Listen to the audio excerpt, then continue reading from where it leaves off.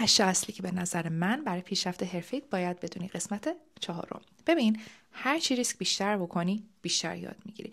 یه جایی بود که میخوندم میگفتش که زندگی یه ماجراجویی جسورانه است یا هیچ چیزی نیستش. تو وقتی از اون حصار راحتیت میپری بیرون، چه با عوض کردن شغلت، تغییر مسیر شغلیت، یک پروژه ناشنا و جدیدیه. ببین، هر یه قدم ناشناخته که میگیری تبدیل میشه به یک کلاس درسی که هر چقدر کتاب بخونی جاشو نمیتونه بگیره.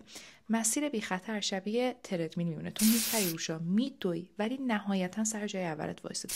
نه هیجانی داره نه رشدی داره. نگاه کن، یه کمی خطر حساب شده اونقدر که فکر میکنی ترسناک نیست. برعکس مهارتاتو تیز میکنه، اعتماد به نفستو میبره بالا، یه سری داستانای طلایی برات میسازه. پس به نظر من اون قدمه بودش که میخواستی بگیری، اون تغییره بودش که داشتی راجبش حرف میزدی. انجامش بده. برو توی دل ناشناخته ها. یه ذره ریسک کردن هیچ کس رو نکشته. در عوضش یاد میگیری. خیلی هم یاد میگیری. برای قسمت 5 فالو کن.